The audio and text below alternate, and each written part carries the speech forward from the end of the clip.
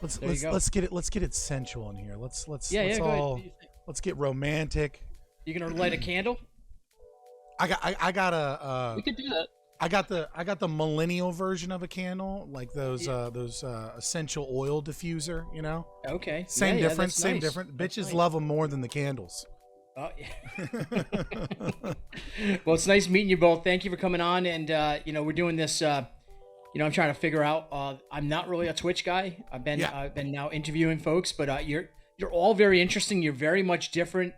You're all very different than the typical guest I would have on. I think more of a got your own lane kind of people, which is cool, and I appreciate that because it's real. It's real, and I kind of appreciate that. A lot of my I think there's a lot of sick, and we can talk about this later. There's a lot of sick incentives in Twitch, between like drama and views and things like that, and clout and things like that.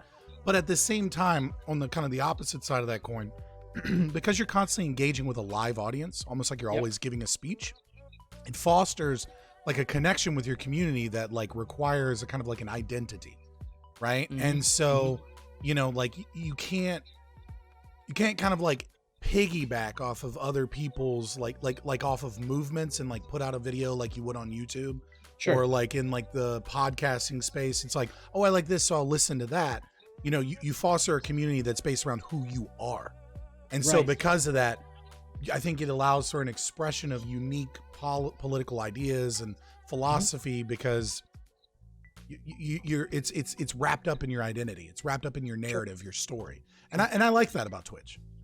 I'm getting interested in. So I'm going to go right in and go live here, and then I'll just bring you two in, and we'll now I'm introducing is Fabian, Liberty, Scott, and Mark. Is that correct, or how do you want me to introduce you?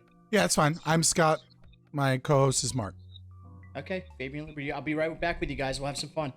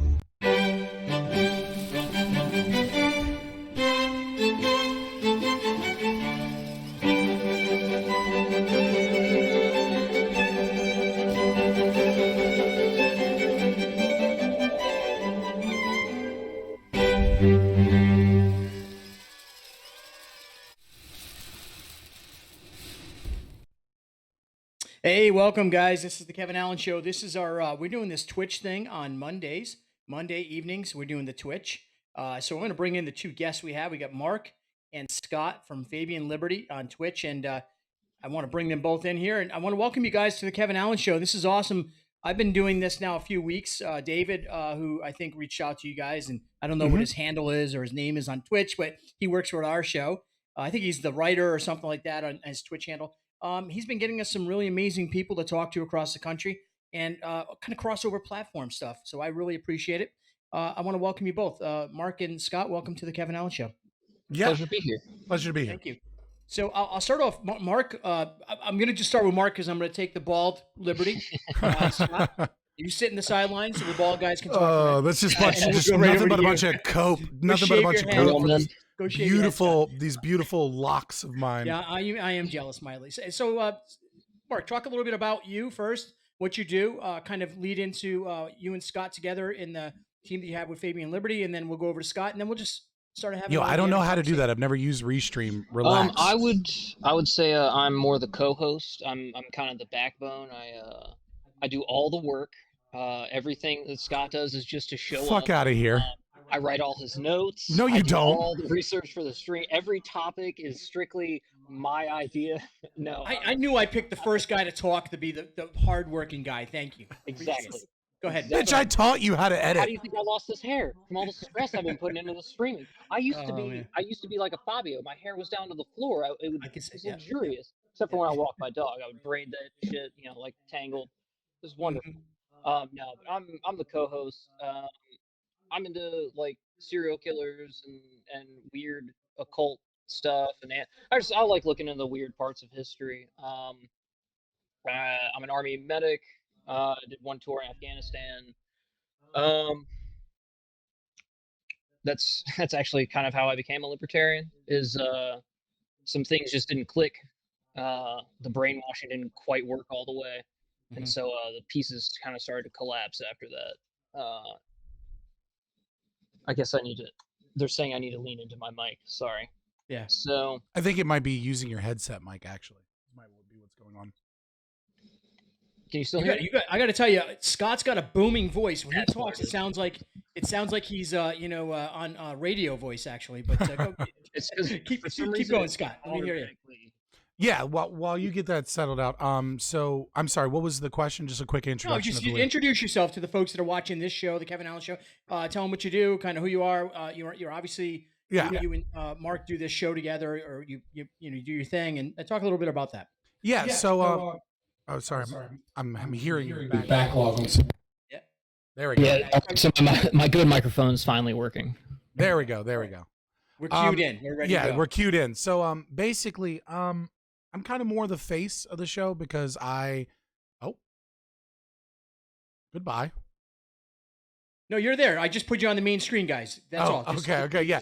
So I'm kind of more the face of the show. I kind of do all of the debating. Mark is here, to help out in a bunch of ways, and we stream together and we come up with ideas together and stuff. And but when it comes to debating a lot of the kind of lefties on Twitch, and of course some of the right wingers, that's kind of like where a lot of people end up seeing Fabian Liberty, to the point where people keep calling me Fabian and won't call me Scott. So that just kind of is what it is. Myself, Mark and I were medics together, but I didn't do a tour or anything. I worked in a medical unit with Mark, and that's where we met. And we were both kind of, I think, beginning to be libertarian. Mark took the plunge first to become an anarcho-capitalist, and I, begrudgingly followed him down the hole of libertarianism until I finally was willing to take that plunge. So I'm a father of 2 beautiful children, and we're here kind of in the battlegrounds on Twitch.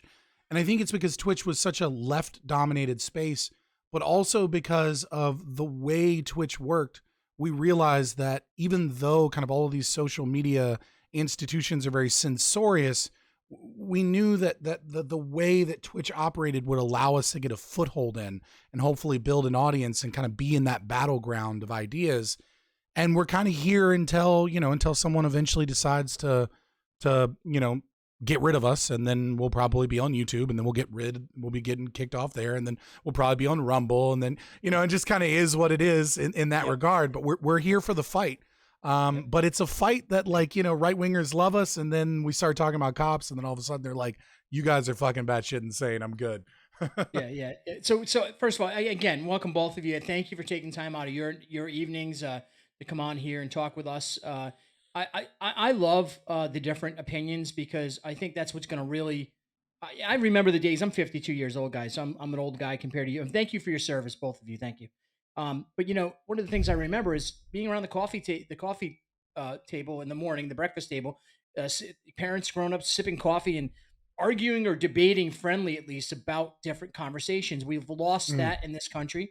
And I think this is exactly how we're going to bring it back. A little bit of different opinion shouldn't upset us enough to actually hit the button and cancel. So like I sit in this weird place, right? Because I was born in 90, right?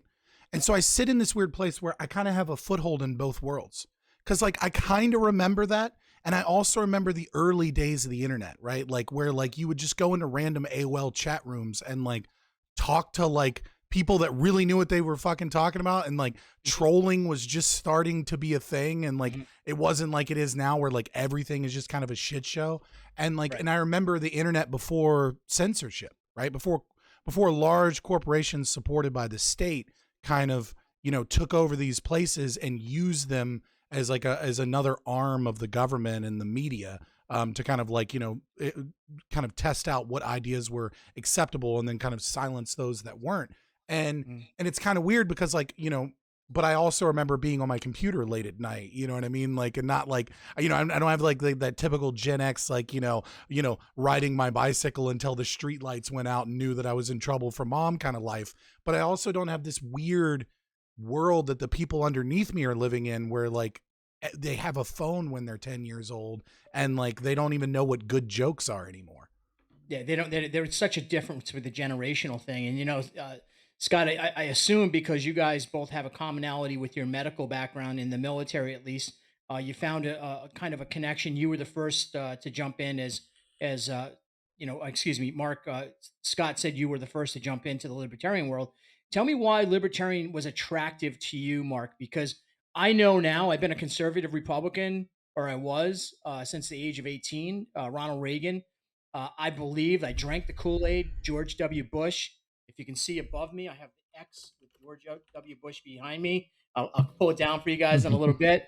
I am not a fan of the ultra, you know, behind the scene Republicans or Democrats in any shape or form. I'm anti-party at the top. Why are you a libertarian? That's a weird. That's gonna be a weird answer. So my upbringing was strained. My father was fairly abusive, so I just kind of grew into a natural disdain for authority and control because I just, generally speaking, I kind of just like to be left alone and do my own thing. Um, so graduate high school, figure what's the fastest way to get out of this city? The army. So I went to MEPS as soon as I turned 18, or not MEPS, the recruiter, and then to MEPS and did all that. Got the job I wanted. Deployed at 19, and Afghanistan wasn't what they promised. Um, no one gives a shit that you're there. They don't hate us. I mean, they hate us because we're there, but they don't hate us because we exist. They don't hate our freedoms. Scott, can you mute your mic? Cool. So, you know, if you guys want, listen, if you guys want, either Scott or Mark, you can jump on each other's lap and say just do one mic if you want. Yeah, we've considered that before. It's just, you know, my ass is too bony and his chair's too small. So all right, so we'll go from there. Keep going, brother. I want to listen Yeah. to your story why, because it's interesting. Yeah. So, you know, the people weren't like I was promised. There was our interpreter. This was something that really illuminated things for me, is the way we treated our interpreter. Because his father was part of the Afghan Royal Army. He was on our side, whatever that meant. His older brother had somehow gotten to college in America, and he was working desperately to get himself and his mom and his, I think, just one sister out of the country. And we were his third unit.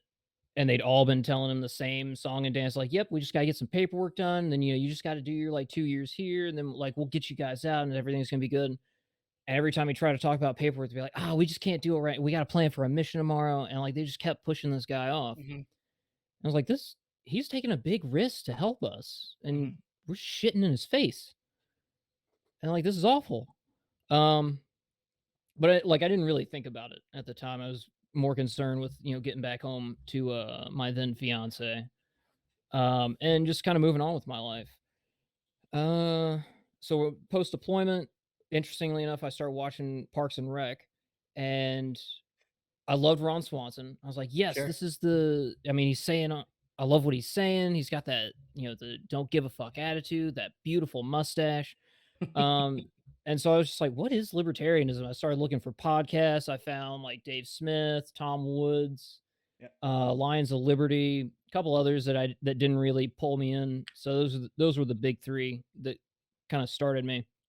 but I also really started listening to Ben Shapiro, because this is when the culture war was kicking off too, around 2017, 2018. I'm watching Milo Yiannopoulos, Ben Shapiro, Crowder. Like, I was a Mug Club member for about a year. Um, and then I started, like, it just started clicking with me, like the real pro-war shit that like Ben Shapiro and Crowder were spewing.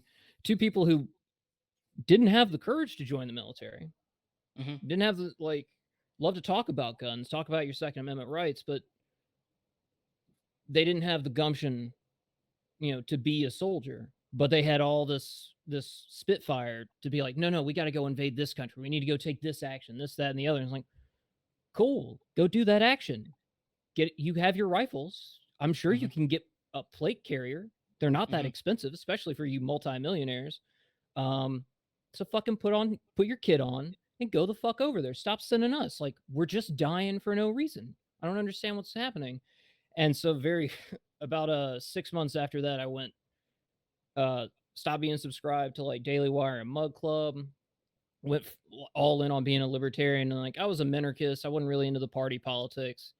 And within about 6 months, I just went full on ANCAP and just started being an unbearable pain to the people in my life. And so so your evolution wouldn't have been the same, and I'm assuming, Scott, I want to hear it from your own perspective. You said you kind of got the lead from Mark in here to the libertarian world, but both of you experienced things in the military that shaped who you are today. Certainly, obviously, no one can take that away. But also, you kind of started seeing in the government bullshit, all the some of the lies, some of the obviously the missing link to our entire world is the fake news concept. Although maybe we don't all interpret it the same way, that kind of fake bullshit that the government sends out all the time. You guys were seeing that? Scott, is that a grave?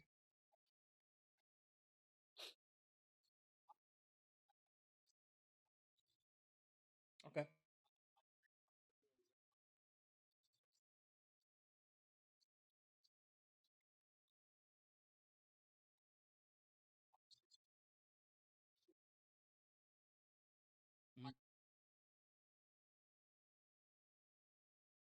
Sorry about that. I was muted for Twitch. My bad.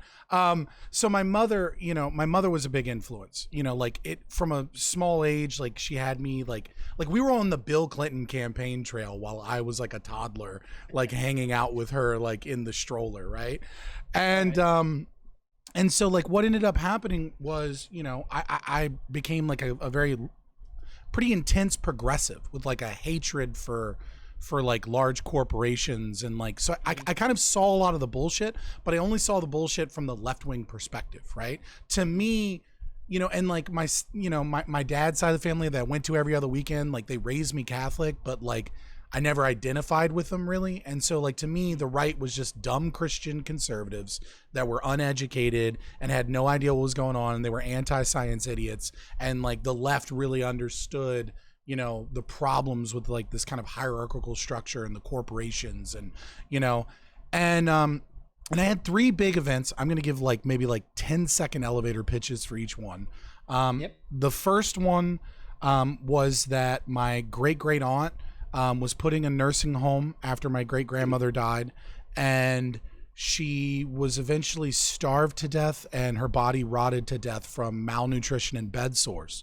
And we sued that company for 2 years, and we finally got our day in court, and no one showed up because on our day in court, the company had already been bankrupted, and then everything had been bought by another company comprised of the same people at a private auction, and a new sign was put up, and we never saw a penny, and it came with a gag order for 2 years. We weren't allowed to talk to the media. So that happened. You clearly had attorneys, right? I mean, obviously, I don't want to get too deep into it. The first attorney we found was having lunch with their attorneys without telling us, and things like that. And then we got another attorney, and he hooked us up, but it was too late by the time he got involved. The second thing was that my uncle. Well, I know it technically would be my cousin, but like he was more like an uncle. He went to prison for murder, for life in prison, no parole. He had a very bad crack problem, and my and he murdered a girl, like he did. But he took 3 defensive stab wounds before he did it. And they were both high on crack. But he was a white man in Mississippi who murdered a black woman. And because the judge was up for re-election, he had to be tough on crime. So they made it inadmissible in court that she was schizophrenic. They made it inadmissible in court that she had previous record of stabbing people, ex-partners. They made it inadmissible in court that she was off of her medication. And they treated him like a vile racist. And that was how they were selling everything. And this was somebody he was with. It was a relationship he had. Yeah, it was. I mean, he had a problem. He had a really bad drug problem, and he was involved with bad people. And he had been abused. And it wouldn't surprise me if he, did some other bad things. It seemed to be there was some evidence that maybe he was abusive. Like, he deserved prison. But I saw the justice system for the sham that it was. Mm-hmm. And the last one was actually while I was in the Army with Mark there. And long story short, a group, we have these things called PDHRAs, which post-deployment health reassessment. It occurs 90 days after you you touch ground in America, right? It's because we want to make sure you're doing all right medically. And we found that, like, when we talk to soldiers when they first get off the plane, they're like, yeah, I'm fine. Life is great. And 90 days later, it's like, actually, my knee's fucked up and my wife's been fucking people while I was gone. Right? And you there? Ruh-roh. Technical issues not on my side. Looking like his stuff a-froze. His stuff a-froze. Do I love how much umbrage people are taking with me pointing out that Joseph Smith was an early American man and an occultist? They're like, but he founded Mormonism. It's like, where do you think he got all the ideas? Oh, shit. All right, so both of us are having issues, right? Yeah, it's neither of us that I know of. Oh my God. Is everyone stupid? What? Jesus Christ. I never said Joseph Smith or the Mormons represented most of America. It was to point out a famous person who took that knowledge way too far. Someone says that the stream can't hear me. No, I unmuted it. It's fine. Oh, okay. Say something again? I'm here. Yeah, I can see it on OBS. My mother's chickens are all under her bed and she's trying to get them out. I hear all this running and balking. Freemasonry is based. All right, fair enough. Well, occult just means hidden knowledge. It's not really a political ideology. It's just like the Gnostic Bible is occultism. Right, Fucking like the gospel. You would call the Dead Sea Scrolls. Yeah, you could call like the Gospel of Thomas occultism.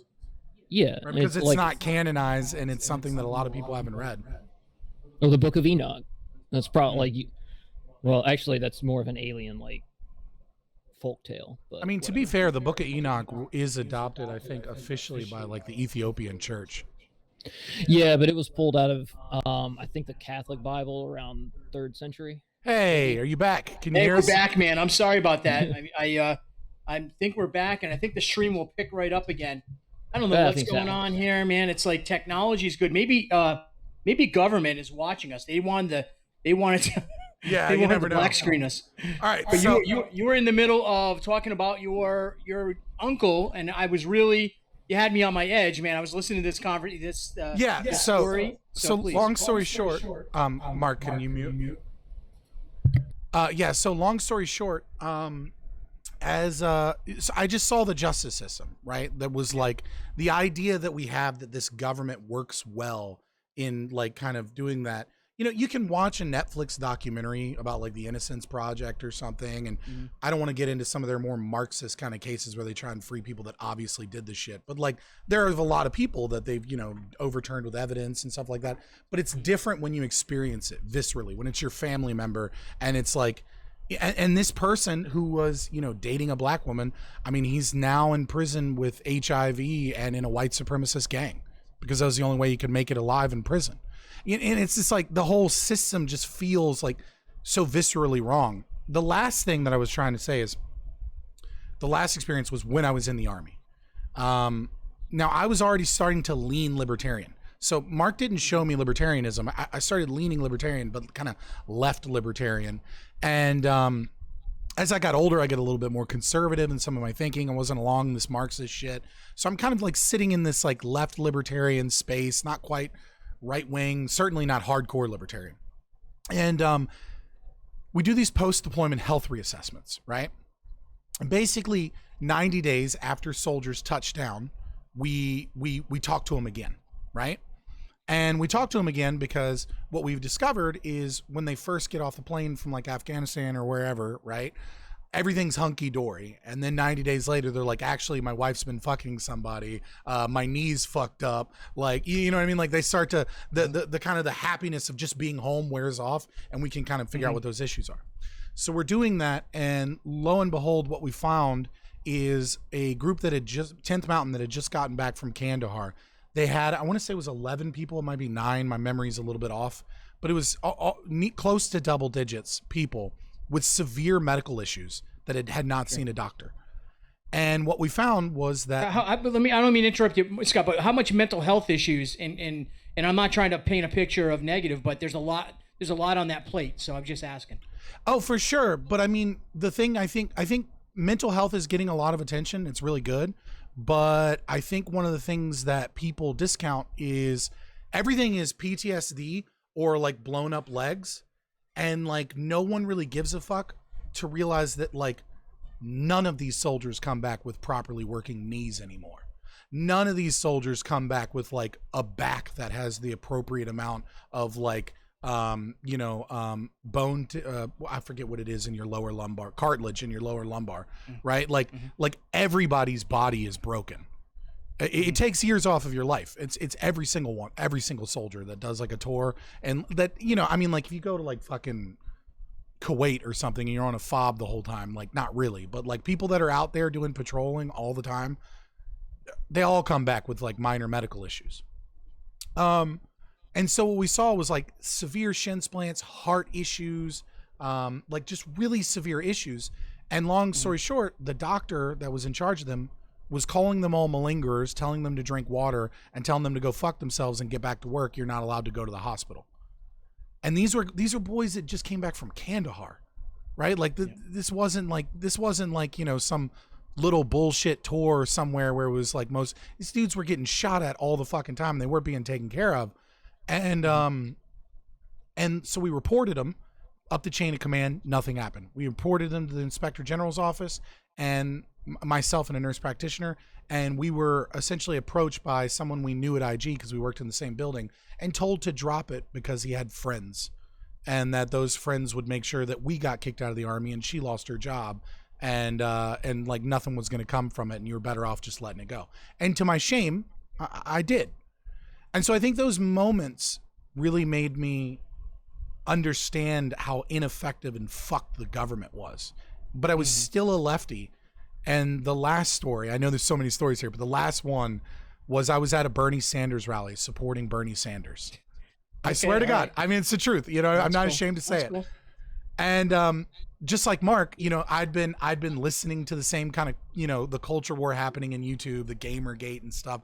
And so I knew that the economics that supported the idea of the pay gap were bullshit, right? Yeah. Like it was just a fact at that point. It was like, obviously this is not true. And so he starts talking about it, and I'm like, whatever, you know, he's a politician. He's got to do his thing. Everybody's got their talking points. And then he says, it's because some of these men make too much money, and that's a problem. And like, it was at that moment that all of my life experiences and like my libertarianism was like the final puzzle piece that just clicked in. I was like, oh, this isn't about like freedom. This isn't about justice. This isn't about helping people. This is about nihilism and hate and jealousy. And I was just like, and it clicked, and I just started going down that libertarian rabbit hole and reading and listening and just going deeper and deeper and Mark dragged me kicking and screaming into anarcho-capitalism as opposed to constitutional minarchism to just fully go. That was really more guilt by association, because he marketed it as like, I'm the ANCAP. He was a minarchist. But he went on panels and they would just attack ANCAP, and he's like, well, I don't believe it, but let me defend it. And then all of a sudden he just calls me and he's like, so I think I'm an anarchist now. Well, it's like my biggest hurdle was it can't work. How do you become an anarchist? I mean, what is that you really have the aha moment that you think that this is what you recognize as who you are and stand for? I mean, come on. Can I take this one? Yeah, go ahead. I think I have a good answer. Go ahead, Mark. When you go grocery shopping, you get a cart, I assume. Yep. What do you do with the cart? I push it. When you're done shopping and everything, what do you do with the cart? Well, after I'm unloaded, I return it back to the little area outside the little corral. Okay. So you're capable of self-governance. So you're capable of self-governance. Like you're not, yeah. I get where you're going. For me, it's just, you see these little things everywhere in your personal life where everything is done voluntarily.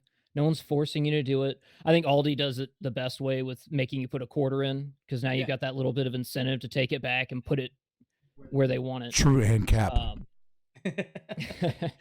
But when you look at how things work in the private world, and then you've been part of the military and you've gone on a worthless deployment, and then you go to Fort Drum and you're miserable and you just have to sit there and play politics for no reason.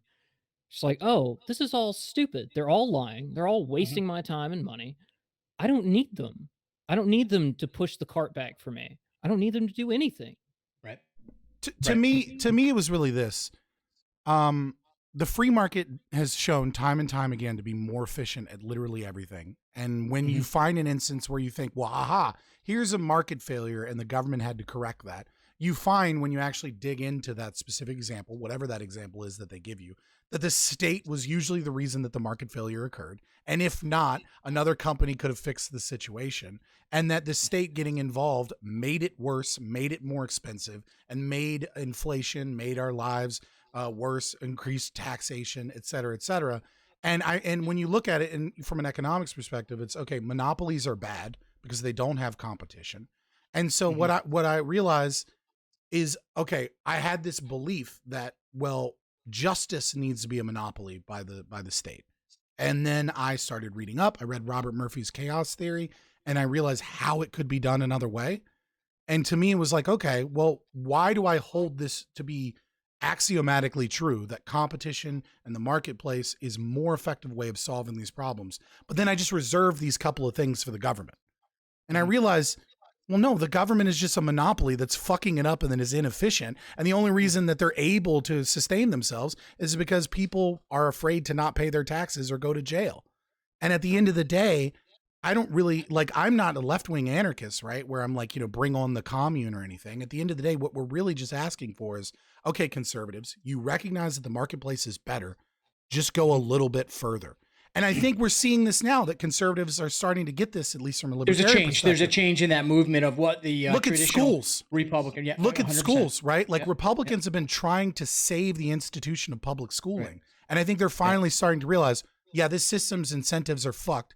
The whole structure's fucked. We need to get our kids out of these public schools. Right. And it's like, look, guys, just chip away at that. And you'll realize that if the principled position here is that the government doesn't need to fucking exist. It's all involved in your own life. And what you could be doing is governing yourselves, governing your self-governance. Right. And contracts. Scott, you said something earlier. I just want to ask, because it intrigued me because of the way you slid it in quickly. And I didn't mean that in kind of a perverse way, but you slid it in quickly. I'm always a debate, bro. I can't turn it off. You compared the Republicans sort of to uneducated people, and you were saying, and I don't think you were being demeaning. I think you were just giving a blanket sort of thing. No, that's what I thought when I was like a teenager. Right. 19. And the reason I bring that up is, and this is why I knew you were saying, and I'm sorry if I put it out the wrong way. Today, the new conservative movement is dirty fingernailed, blue collar, moms and dads that struggle to pay the bills.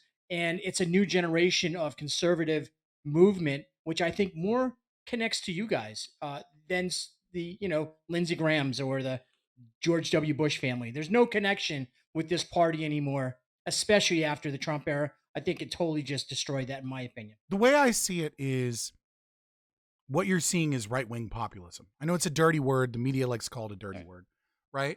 But I think what the advantage here for people from our ideology, and unfortunately the left as well, is that populism isn't a necessarily sophisticated political ideology, right? Populism is really just the recognition that the elites, whomever they are in whatever society, are not working in your interest of the people, that they're no longer protecting your interests, that instead they're protecting themselves and they're working together to enrich themselves. And they're not doing they're not upholding what I like to call the myth of the social contract, right? Because I think the social contract and then the entire idea of state is bullshit. But there is an idea that government is legitimate because people have a voice in the government through voting, or that for those only listening, I used air quotes. They have all of these ideas. And then there's this recognition that, okay, we're getting censored on social media. What is the government going to do about it? Well, Ted Cruz is going to give a fancy speech and derail and yell at one of these, tech guys, and then nothing's going to change. And then we're going to repeat this cycle next year. Well, how the fuck is that helping stop the wave of kind of Marxist indoctrination in social media? What are you guys going to do about our school situation? Well, Ron DeSantis is going to write one bill that I honestly just doesn't go nearly far enough in eradicating the Marxist ideology out of the public school system. And it's going to be a media shitstorm for 8 months. And it's probably going to get overturned or something at some point. It's like, I see this time and time again. And I think that's what we're seeing is right-wing populism. And, right-wing populism tends itself towards, to opening up people to new political ideologies. What I'm afraid of is that a lot of this will turn people left, because I'm afraid. I like that the Republicans are starting to talk about libertarianism. I like that paleo libertarianism is coming into the framework again. I like that the people are recognizing that the GOP hasn't represented them for 100 years because they're just progressives going the speed limit. I like all these things. What I'm worried about is the amount of people that grow up in this system and turn to things like radical leftism as a means of attacking the institutions that they feel like have been fucking them over. Yep, definitely. Mark, if you had to pick a couple people out there in the political climate today, who would you closely identify with as far as on the national level? Anyone out there that you could say, you know what, I could support or wrap my mind around this concept of politics? Michael Heiss. And I don't know him. Honestly, I apologize. He's the founder of the Mises Caucus, Okay.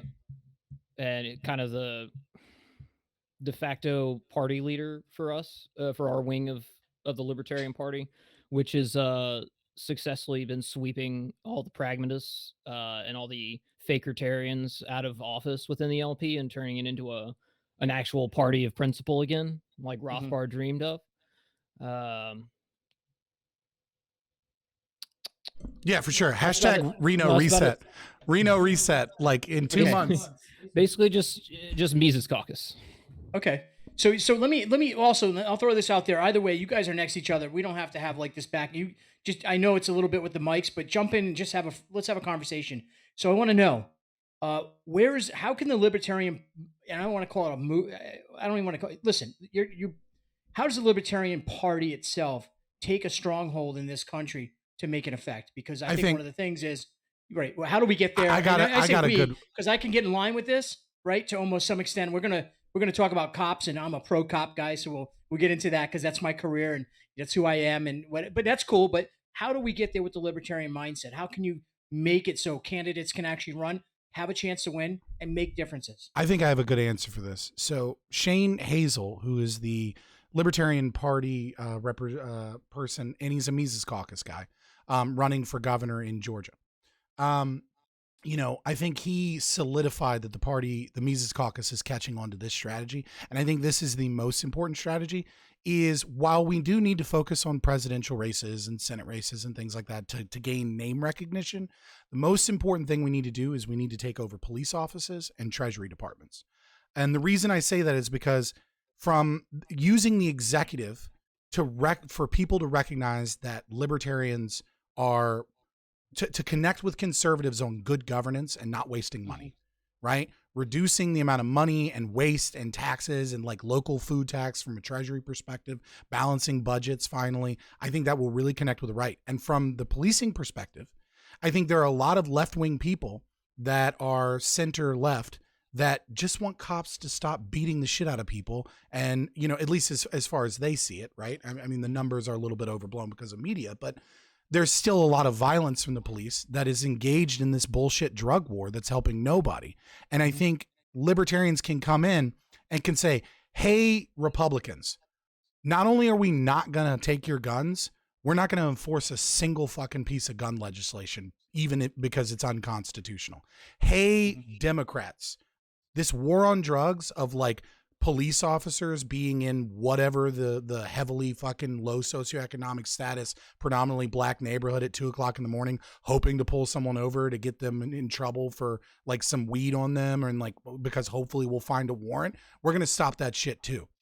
And I think that is a message that, unlike libertarianism that's not popular enough to challenge the two big seats of power, I think in local kind of like sheriff elections and in treasury elections, we can win those. And when you win that and your sheriff and your treasurer is a libertarian, all of a sudden a libertarian mayor doesn't sound that crazy. And no, once, I mean, listen, that's everything you say, Mark, I want to get your perspective too, but I just want to chime in a little bit. Obviously, I have a difficult time because I am pro cop, and I'm, you know, it's one of those. I was a correction officer 21 years. I most of my friends are cops, and I think cops get a bad rap. Now, are there bad cops? Yeah, I mean, I just went down to Staten Island, and I think Chris is even watching. Had dinner with 6 retired New York City cops. They were hard charging guys dealing with really bad people. But at the same time, I asked the one question that I always do in panel conversations with law enforcement: what's your thoughts of the George Floyd incident, and tell me about the cop who handled the situation. Every one of them call him a criminal. Everyone said, you know, no one hates a bad cop more than a good cop. And so I actually disagree. A lot more good. I actually, much as I'm anti-cop, I actually disagree. Yeah. I think Derek Chauvin was a sacrificial lamb for a horribly run police department with horribly outdated training. And what they didn't want to do is they didn't want to admit that they had an institutional problem in their police department. So they fucking leaned on some guy that should have known better if he was informing himself, and was being responsible, and I think did deserve some charges. But I think the media and the city leaned in heavily because they didn't want to admit that their training practices were horribly out of date, and that the way that their police department operated was horribly inefficient. Mm-hmm. I mean, I think that was one thing. Definitely, people were saying, Mark, chime in on this, and I will rebut, because I think one of the things I got out of it was a little bit different than what Scott said. But Mark, what's your perspective on that? As far as Chauvin and Floyd, like, I think that whole situation was a fuck up from start to finish. Chauvin had training, and I say bad training, like that's not a good position to use. We've come to figure out, like, we watched what happened. But we also know that George Floyd swallowed a fuckload of fentanyl, and he was, you know, maybe not necessarily intentionally trying to commit fraud with counterfeiting fraud. Maybe he wasn't trying to do that. Maybe he got a bad bill. I don't know, but we can't ask him now. Shut down that kind of ring. Yeah, I think this was a great spotlight on how much further we have to come with policing. And like, I hate the cops. I hate the monopoly of violence and force that the state has. But policing is a very important thing to have. We need it in our society. It's not going to go away. We're always going to need big men with weapons to be the final arbiter of, like, stop it. So I think it was just a good spotlight that there's a lot of things we need to fix. And I had hoped maybe it was more of a spotlight to the right, which it seemed to be, that like maybe the cops, like as a whole, there's a big problem here with there only being one set of cops. I think people were starting to feel that way. And then the left said, oh, we gained an inch. Well, let's fuck it all up. And let's burn every city to the ground, and let's destroy our own neighborhoods, and let's assault people who have nothing to do with this. Let's attack Rand Paul and scream, say her name, even though he wrote the bill with her name in it. Pretty sure he knew her name better than any of them because he had to type it enough times. Well, I doubt he wrote the bill himself, but yeah, he wrote the Breonna Taylor bill. I guess. Oh, he did actually like write it. No, he wrote it. Yeah. Okay, I wasn't quite sure. You know, I never know with that. No, that's awesome. Props to Rand Paul. But yeah, I think I think it was a great moment where everyone started to kind of come together on a very decisive issue. And, you know, the culture war just got in the way and fucked it all up. And this so is a this bunch is more too, people had this is true. horrific experiences afterwards. This is true. Like someone in my chat brought this up, and it's something we talk about as well, right? Is that like the monopoly on your mic's open. The monopoly on police, right, is kind of something we're against. We're not against policing, right? We're against the fact that the government, which, and as you know, you said you were a law enforcement officer. There's 2 Supreme Court cases corrections. Oh, okay, sorry. There's 2 Supreme Court cases that highlight that police officers don't actually have a constitutional duty to protect. And I think that contracts and private policing would. I think that there is a lot of, you said, well, there's a few bad cops. I agree that there are a few bad cops, but that's not really what I would focus on. What I would focus on is that police departments regularly violate our 1st, 2nd, 4th, 5th, and 8th Amendment rights as department policy, right? They're constantly arresting people for gun crimes. They're constantly corralling free speech protests with free speech zones. They're constantly engaged in civil asset forfeiture. I mean, these things are department policies that are constitutional violations, and yet we can't make ground on it. And I think, and again, someone brought it up in our chat, is this idea of like, why do the cops not have Narcan, right? Like, why is it that every cop isn't trained to effectively put on a tourniquet after they fire their weapon on somebody, right? Like simple shit that shouldn't be difficult to change. But it is fair to say that I'm not, as much as this is a great conversation and I have some different perspectives than both of you on this clearly, but you know, there paramilitary versus military. Police work is social work in a lot of ways, and you know the one thing the left tried to push is putting social workers in the place of police officers. You know, as someone that went to grad school for counseling, that's a terrible idea. No, I get it. I know, and we're agreeing on that one, so we'll take that and we'll check the mark. But here's the thing: I want to touch on this. George Floyd's uncle, Selwyn Jones, comes on my show quite often. Friendly, in fact, I'll talk to him tonight. Selwyn Jones. Oh wow. And he himself, him and I, we don't agree on anything. If the sun's out or the moon, you know, is you know, whatever, dark or whatever the case is, there's a lot of disagreement, but there's an agreement that him and I had made since he's been on my show over a year ago that we continue to have a conversation. And I think in the conversation, let me say this, as someone who's trained to handcuff and secure somebody, just like you two were trained in your military bearing, you know exactly what to do. You knew your ABCs, you knew exactly how to handle yourselves. Well, I know when I handcuff somebody, I am ultimately, now I own that body. So I drop that person off into an AP processing, into another officer's hands. And part of that responsibility was what I saw was someone that really was not prepared to deal with the massive amount of energy that he was dealing with that way. I'm talking about Chauvin, and he froze, but there must have been something more behind it because it looked like there was purposeful, like just freeze for this. Was it 9 minutes and 28 seconds, 9 minutes. Well, did you review the footage from the Chinese restaurant?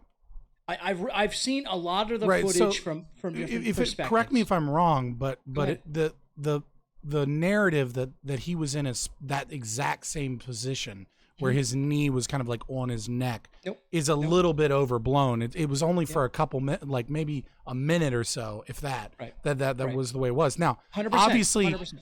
And the thing that really got me that was like such a training issue was that you have a brand new guy on the force come up to him and say, hey, I think he's having, delirium excitement, which is a police officer term. It's not really a medical term. You know, maybe we should move him. And then he said something along the lines of, like, I have him in a recovery position. And it's like, dude, first of all, it's not a recovery position. Then we look at the training, and at some point in time, it was like it was. I honestly believe when looking at that Derek Chauvin, had horribly outdated training, and that the entire police department is at fault for this. And instead, they let him be the sacrificial lamb for what is an entire police department that requires reform. And the only thing that we're advocating for is like, look, markets work. Markets are more efficient than government. So why don't you just give us a couple counties, and you can keep us under the state police. You can keep us under the FBI and the CIA, but let's have private policing. Just give us the right to do that and see if it works. And if it doesn't work, you know what I mean? Then, hey, back to the drawing board. But I think what you will find is a more efficient, less expensive system that is better at preserving our rights and better at preserving safeties of our communities because of the natural competition in the marketplace. Do either of you, in the positions you take in these conversations and this observation and your own background of training, you must be able to at least put yourself in a situation where that split-second decision is it's everything, right? That you make that right decision or wrong decision. You've seen it probably in your own careers, I'm sure of it. Do you think police get the fairness of those decisions now today? I mean, some cops are making decisions, quite honestly, it's a lot to do with the reaction of the individuals they're dealing with. And we could debate whether or not they got the right, but sometimes that reaction, that actually determines it more than it actually is. The cop is not I don't know a cop personally, and I know you hear this all the time. I'm sure there might be one out there, or maybe more, that want to go out and kill somebody. I think cops in general, they want to get their retirement. That's what they're working for. Either one, take it away. I'm going to let Mark handle this one because I never deployed. I think positions of power, especially ones with such absolute power, have a tendency to draw those that are corruptible by it. And that doesn't mean that everyone will be corrupted, but it's always there. Killing... There's a reason that you use silhouette targets when you're training in the military, right? You have to turn off that part of your brain that says, oh, this is a person. Like, you have to turn them into a target, into a faceless blank that just needs to drop. That's part of the reason. That's how the marksmanship course is set up. It's how a lot of basic training is set up. Break down the individual, give them the drive to kill, or not necessarily the drive, but give them the capacity to turn themselves into a killer.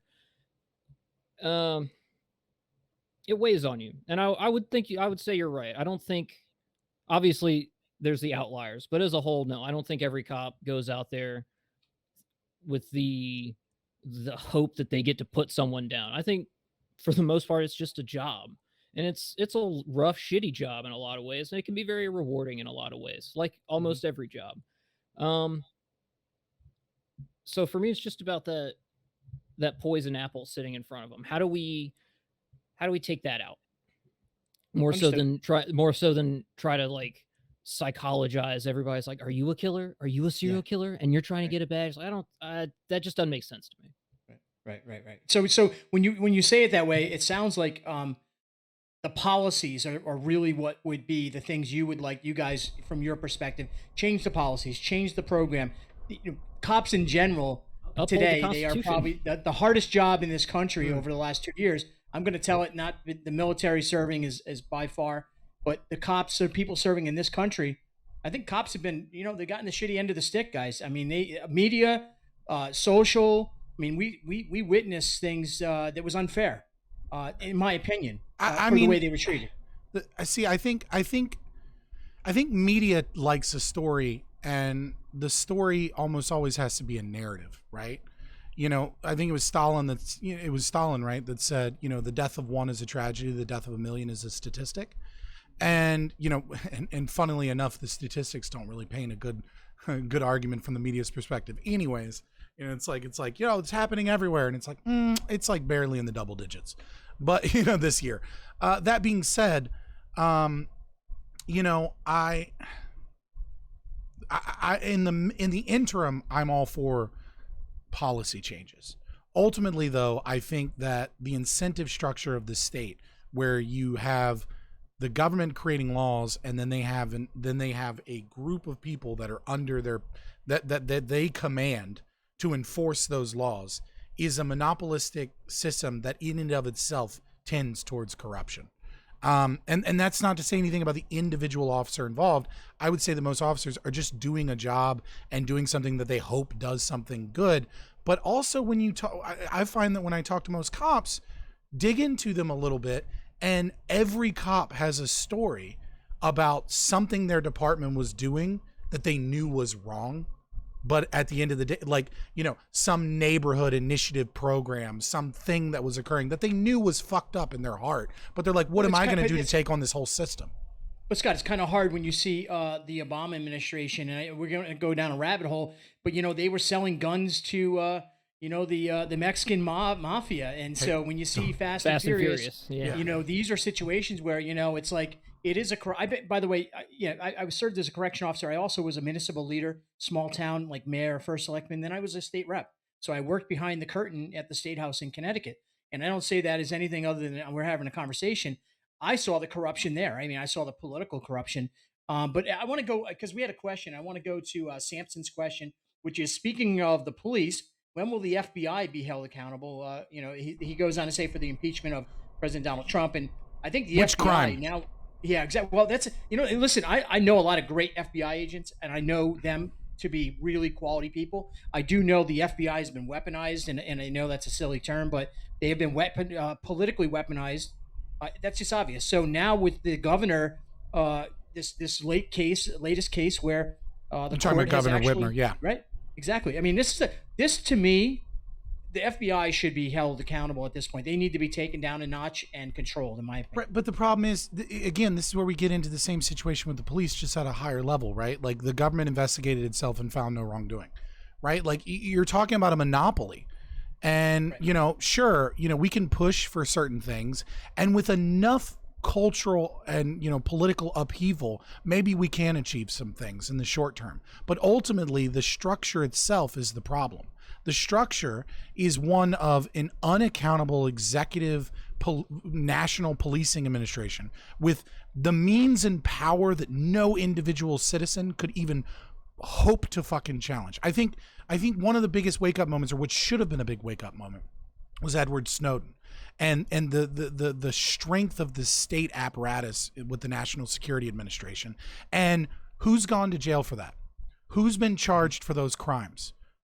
Well, none of them, except people that we found lying to Congress, now work as CNN and MSNBC correspondents with six-figure salaries from the media. Like, the entire system is corrupt. And so the best thing that we can do is reduce their power and increase the market's ability to compete with them, because the market is accountable to fraud. The market is accountable to corruption, because corruption tends towards inefficiency. Right. Mm-hmm. And so that means that a less corrupt system is able to challenge them. But when you still have a state apparatus picking the winners and losers in corporations, and you still have a monopoly, you know, the FBI's, those people, even if you get a massive push to punish people at the FBI, all that's going to happen is one person's going to fall on their sword and resign. They're going to write some apology thing, and then they're going to go live in their fucking house in Mar-a-Lago. That's what's going to happen if you actually get anything to happen. You're not changing it. For the record, I would love to live in Mar-a-Lago. I've seen some pretty nice pictures of that place. You brought up Snowden. Let me ask you this, and let's go down the rabbit's hole just a little further, if we don't mind. Julian Assange. How much did Julian Assange have to do? And maybe I'm wrong, but it looks like Mark might be kind of positioning to jump on this. Julian, no, maybe not. Julian Assange had a lot to do with the setup, right, for Snowden. I mean, in a lot of ways, even prior to that, you know, Julian Assange had come out and made a lot of claims. What do you think of somebody like him in history? How is history going to judge him in the fact that he exposed so much, and yet some people want to call him a terrorist, you know, espionage and all that? I mean, I hate to give platitudes, but, you know, history's written by the victors. You know, I mean, there are statues of him in Germany and in fucking, you know, and in Russia, which is pathetic, right? It's just pathetic that our own individualistic nation that supposedly, you know, values sovereignty of the individual and freedom and, you know, good governance, supposedly, don't treat him with the same level of reverence that I think that he's due for the honorable actions that he's done. You know, has he exposed some things that, you know, may have led to some, lack of operational security for certain individuals involved? Yeah. Could Julian Assange have been more responsible about some of the way that he reported things? Yeah. I think that's one of the things that separates Edward Snowden from Julian Assange, is that Edward Snowden, you know, contacted Glenn Greenwald at The Guardian, and then, you know, another reporter from Germany, or sorry, the UK, or no, Germany. And, worked together to be very careful and meticulous about what information they released so as to not harm anybody. But even still, the audacity of the state to commit crimes and to lie to the American people, and then when you expose those things to be like, well, you put our CIA spooks in danger. How dare you? Fucking pause. What about all this illegal and horrible, heinous shit you're doing? No, true. So, Mark, listen, I'm not a. It's a hard time. You're watching. I'm like a, I'm transitioning, I guess maybe, and it's a term that's used lately, but I'm not transitioning like that. I'm transitioning from the move of sort of being really conservative to being really patriotic about my beliefs, because I care about my children's future, and I see America watered down with political parties. I appreciate different perspectives. Let me ask you, Mark, go back to you. Do you have hope that we'll be able to come together in this country, especially with the racial divide? And this is, we talked about George Floyd, and we're kind of talking about a lot of different, throwing a lot of stuff on the table. That's how I interview, and I apologize if it's not comfortable. But racial divide, it was politicized. Clearly, there's no debating. But do we have more to do? Can we fix it? Can we bring it together? Can we be one America, in your opinion? I don't really think America was ever really one nation. Not in this. I mean, yes, we've all fallen under one banner, but the whole point of this experiment was to have different states be their own testing grounds. This is a very unique, interesting country in that regard. I don't think it's really been replicated anywhere else. Granted, I haven't studied world history that intently in the last couple of years, so I could be wrong. I think the thing that do you remember the quote from was it Lions of Liberty podcast? And I looked it up and it was true about the Civil War. Oh, you're talking about the Pete Quinones thing I sent you? Yeah, oh, it was a Pete Quinones, yeah. Things they don't talk about from the Civil War. Well, yeah, so I just wanted to interject real quick and then let Mark finish, but I think this accurately shows before the Civil War, people didn't claim the language changed after the Civil War. Before the Civil War, people would say the United States of America are a good place to live. After the Civil War, they said they still say that in West. Hey, they still say that in West Virginia. Okay, yeah, but after that, most Americans would say the United States of America is a good place to live, because but pre-Civil War, Americans always identified first as the state that they were from, and second as an American. Understood. They only say that because of the oxy. Yeah. Mark. Fuck you. Mark, what do you when you were having these conversations and you guys are kind of cutting it up, and what is the one thing that gets you most passionate? Probably. Do I have to talk about Ted Bundy to get you excited? No. Okay. Well, you said you're in serial killer. Ted Bundy doesn't excite me. Okay. It's honestly kind of a boring story. Yeah. I mean, it's played out. Everyone knows about Ted Bundy. You want to really get me going? Let's talk about like Chikatilo, or we can talk about like Dennis Nilsen, Peter Sutcliffe. I know I just picked two Brits. That's not really fair, but who's the? So let's get into this. This is interesting because corrections gave me an opportunity to work on some investigations, and I worked with a couple. I think the statute says more than three homicides could be labeled as a serial killer. I had a couple of the guys that had 8 to 10, 12. They were definitely in the category, but it's funny because they weren't really labeled that in the public eye. They copped out to 2 or 3 murders, but we're suspect in 8 to 10 more. I had a few of those folks and I got intrigued by it. Who, in your opinion, Mark, is the worst serial killer in American history? All right, American history. I have a different opinion because I think it was somebody in political office, but go ahead. All right, well let's take that wild card off the table. Let's go with just like the civilian world. I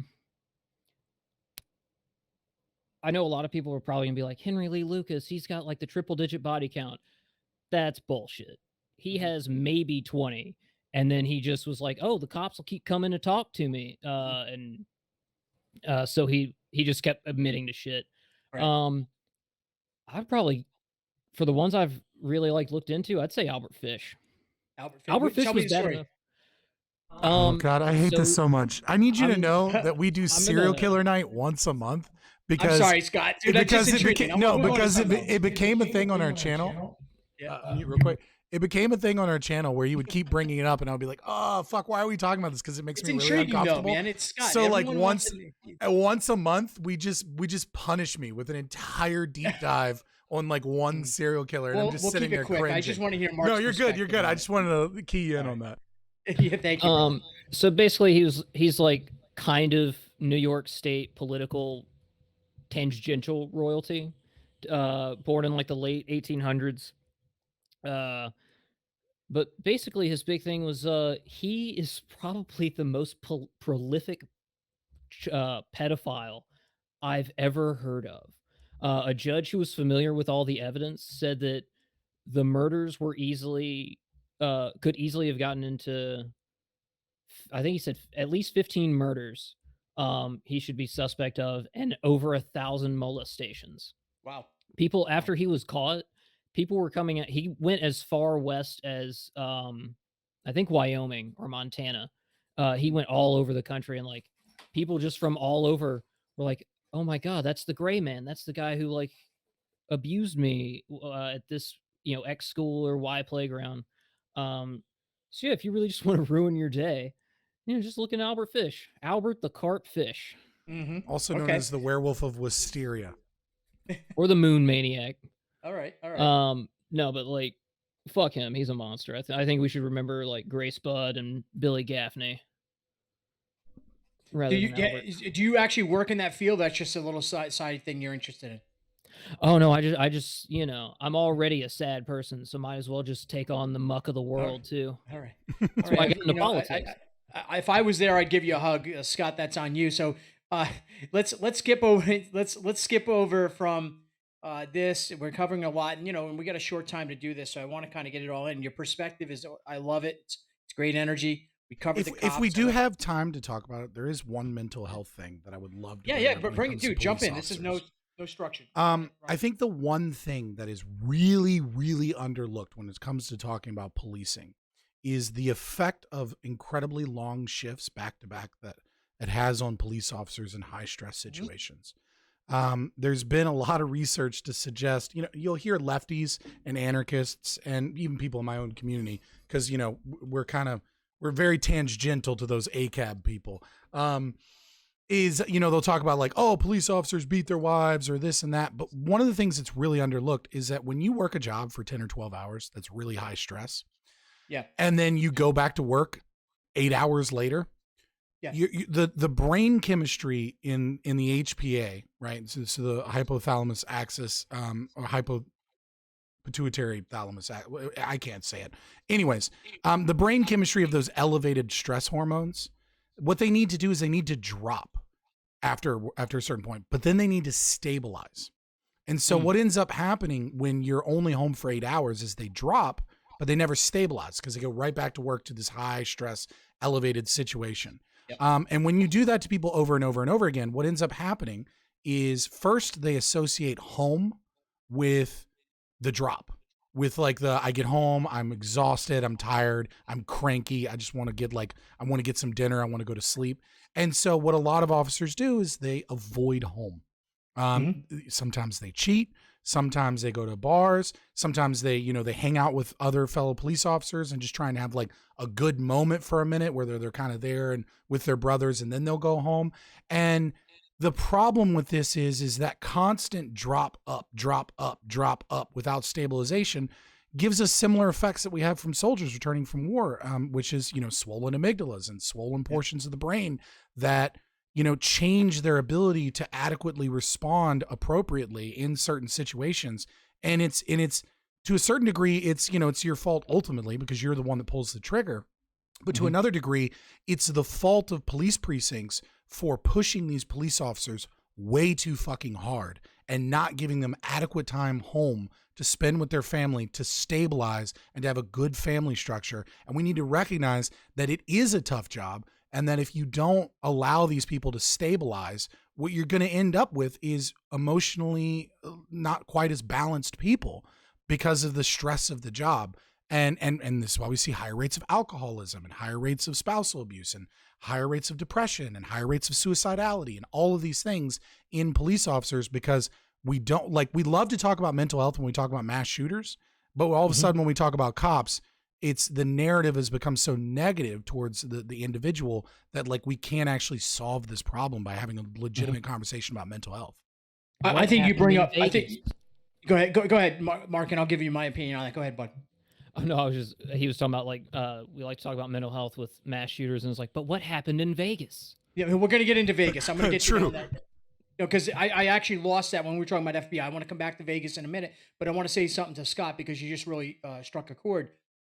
21 years corrections, I think just around 40 plus suicides and overdoses. Personally, I know people. That's pretty high number. These are cops and COs mostly from my world, right? So I'm not in the military, and I'm not in any way, shape, or form trying to compare the two. But you did yourself said paramilitary sort of setting. Well, it's the same thing for anybody that's been in the military. We all know dead friends. Right. Most of them are suicide. Most of them didn't die in war. Right. And the sad part is there isn't enough conversations because there's a fear for us to lose our badge, lose our career. And you touched on all these hours. Well, we want to work 16 hours a day because we want to make big checks. And we all go outside to the parking lot and drink beers afterwards. We all make bad decisions in our personal life.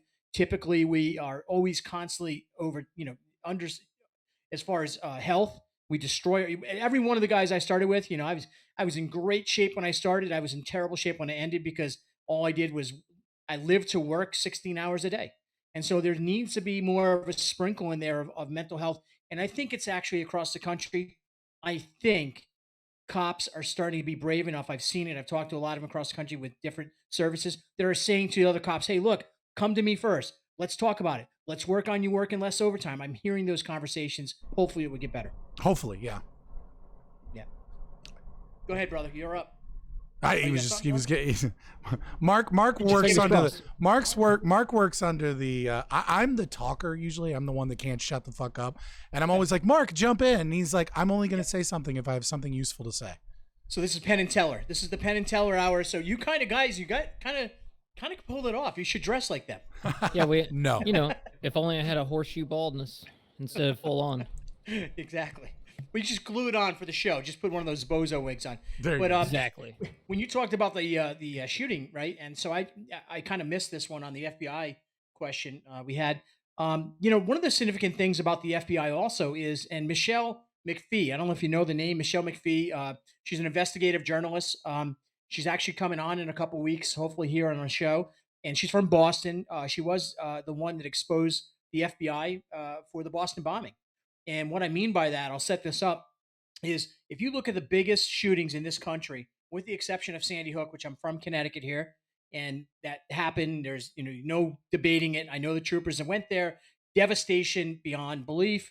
But also, if you look at the biggest shootings, the biggest attacks, Boston with the bombing, go down to the Pulse nightclub shooting, go over to Parkland. The lawsuit in Parkland just came out, $127 million for the FBI being responsible for their actions in that. And then you go out to Vegas.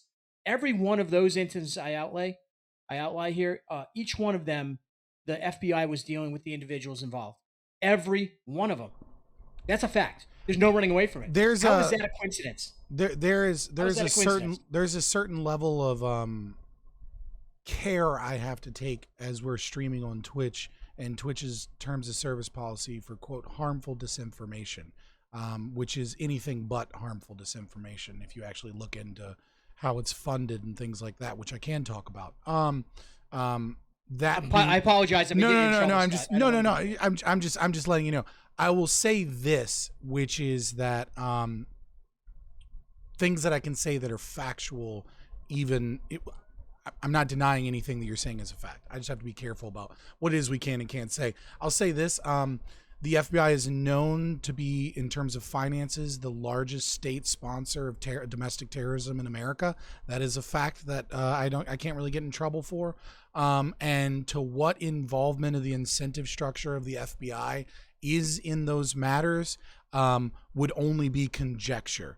That being said, it is the FBI's duty, supposedly, to find people that are potentially able to commit, that, have motive, but not necessarily means, then give them means and then catch them so that we can prosecute potential terrorists. And maybe sometimes they fuck up, or maybe there are much more sinister reasonings for what it is that their involvement entails. And I feel like that's about as far into that gray line as I'm willing to discuss on Twitch. Understood. Appreciate it. And I know you have a little bit, like I speak. Unfortunately, I just say what I think, and that doesn't always help me. But we'll move on from that, and we'll move on from that. So well, I don't want to self-censor, right? No, but I get it. We want to be able to. I also want to be on the battleground here, and Understood.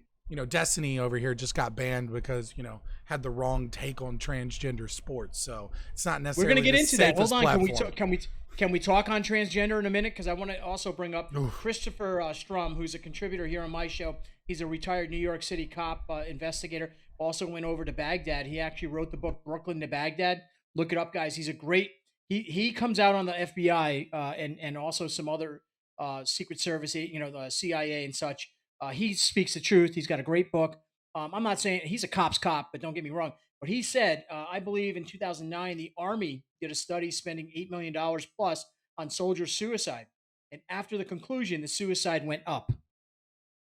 So that was in 2009, Obama's administration, and $9 million. I say this quote often because I find it to be a truism, and it's from Lefty George Carlin, but it's good. You don't need a conspiracy when like interests align. I think a lot of times people think that there's all these there's this cabal working together, and I try and tell people it's not a cabal, guys. It's powerful individuals protecting other powerful individuals and getting rich off of each other's shit. It's like a Bob Ross painting. I didn't make a mistake. That's just a happy little accident. That's just a happy little thing right here. Just a happy little accident. We'll turn that into a bird. It's actually, Scott, it's just like a prison. And Mark and you probably can get this because I'm not saying the military is like a prison, but every one of the barracks you've probably been in, or the dorms that I worked in, or cell blocks, you got one guy who's in charge until he gets taken out. And as soon as that next guy comes in, guess what? Things are functioning the same fucking way they were before because someone takes control. And we're all eating grade D meat. So right, exactly. So it goes from there to there. Grade B, relax, Mark. Well, I can't even afford grade B now. But anyways, with this current situation, so we cannot talk transgender. Is that what you said? No, we can. I was just rolling my eyes because there's some things I'll have to be careful about. Okay. So one of the things I want to just throw it out here and just, this is where I come from and you can understand. So being a Republican conservative, I was actually elected in 2016 when Donald Trump was elected and to a state house. And first meeting I had was with a bunch of students from a local high school, actually the school my daughter was going to. And it was the LGBG. I don't even know then. I think it was a couple of letters off in comparison to what they are now. But they had a great concern that they thought I was going to steal the rights for them to be who they wanted to be. So let me say this freely so you guys can kind of chomp on this a little bit. I don't care if you piss standing up in a pair of slacks or a dress. I don't care if you piss sitting down in a pair of slacks. I don't care what you do. You can chop your thing off as soon as you're legally able to fight for this country. If that's the case, I chop it off, sew some things on. I don't care what you do personally. I'll love and hug you. I don't care. But as far as you, an individual trying to say that scientifically you're physically the same as, say, a girl in a swimming competition like we've seen recently, that is just not, it doesn't make sense, man. There's nothing on the logic meter that says to me, yeah, I want to support that. That's just stupidity. Have you ever heard of Buck Angel? Buck Angel. It sounds like Buck Cherry. I have heard of I think that. you would love watching some of Buck Angel's. Buck Angel. I'm gonna look it up and link it. Yeah, in send me a link if you could. You Yeah. have our email. I think you have our email. So send it to the email if you would. Yes. I don't. I'll get I'll a give it to you D horse before- or yeah, something. I'll Or make sure you you to get DM it to me. Yeah. So Buck Angel is a trans female to male porn star. First person to ever get the top surgery, or sorry, HRT in Los Angeles. Testosterone. Yeah. They were getting to. Oh yeah, that is. Sorry, never mind. Yeah. So they call themselves a transsexual because they think transgenderism is false and logically incorrect. And they did a conversation with Charlie Kirk on a debate with Charlie Kirk, and the first half of that, very, very interesting. So we actually do talk a lot about that. After we get done here, we're going to look into the Alabama legislation. So the thing what I would say is this, is that I like that the right is waking up to this, but they are still deeply, deeply, deeply asleep as to what is really happening. Mm-hmm. They think it's about transitioning. They think it's about the LGBT community, and it's not. It's gender Marxism. It is Marxist philosophy and praxis as a means of bringing about the Marxist or the communist revolution. That is a fact. And if you look into the literature and you look into the research and you look into how critical theory moved from the failures of the Marxist revolution and created critical theory and created, it was their word. Now this is somehow like a TOS thing. But I want to be very clear that I'm not talking about Jewish people here, that is just crazy right wingers. They created the term cultural Marxism. It was them that decided to use things such as not just capital and bourgeoisie and proletariat. And it was the Marcusean influence in these things. And that they still use the Marxist materialist dialectic process. It's all about, it's this, I'll break it down like this.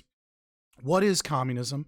Communism is a belief in an that capitalism is an ideology created by the wealthy and the powerful to justify private property, to justify the exploitation and the stealing of wealth and labor from the poor. It is made up of oppressors and oppressed people, the bourgeoisie and the proletariat. How do we bring about the revolution so that these people can finally be freed? Well, first we need to raise class consciousness.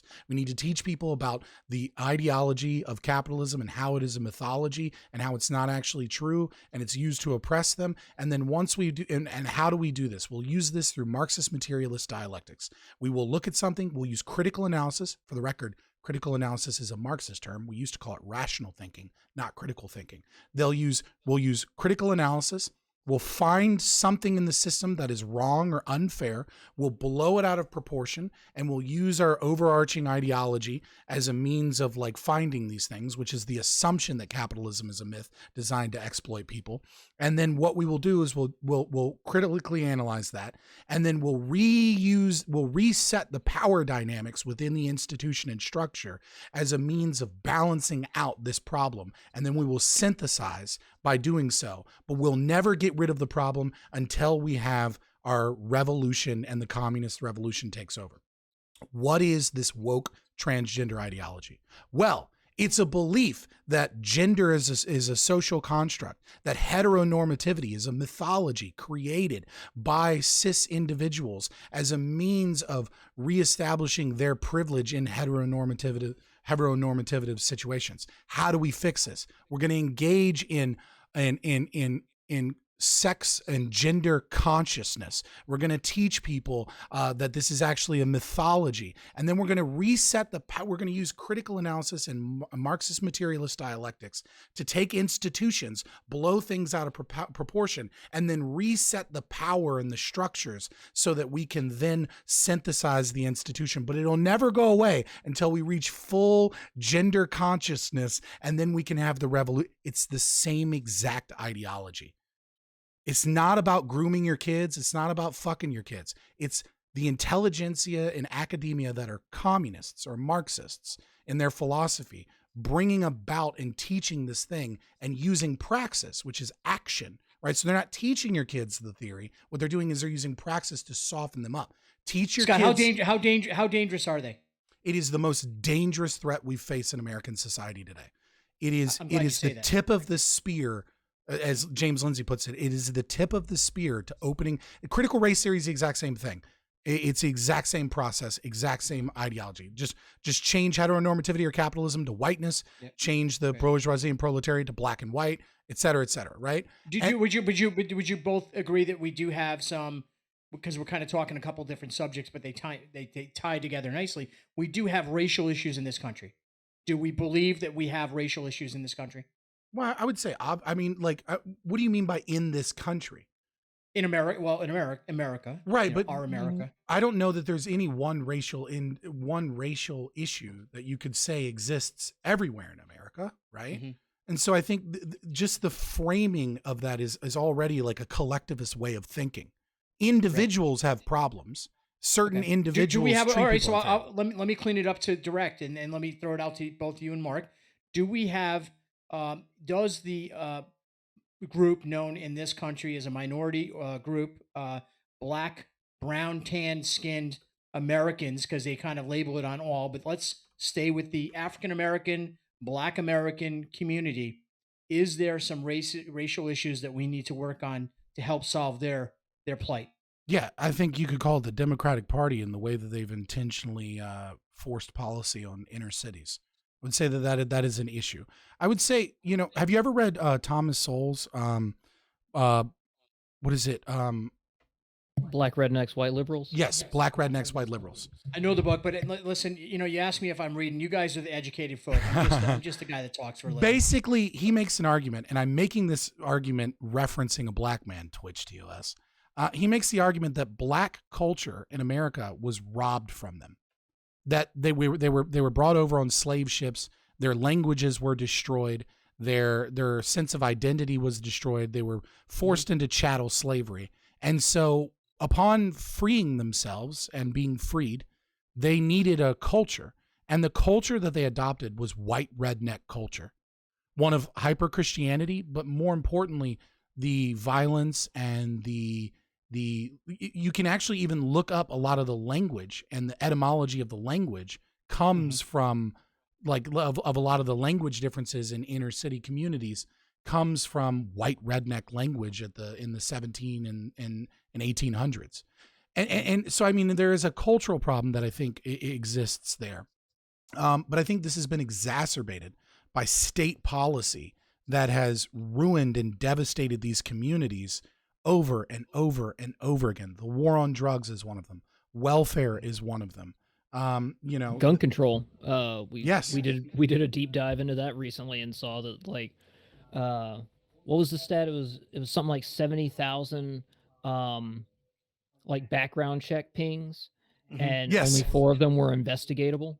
No, it was like 13, but only 4 prosecutions. Yeah, 4 prosecutions out of that many that were actually on the table. Over like 70,000. Yeah, and it's based off of similar names. And so when you have a population that is 13% of the population or 12%, right? I'm not going to go into the meme, but we'll just say disproportionately, involved in terms of felonies. Well, it's far more likely that you're to have the same name or a similar sounding name as is someone of your same racial make group.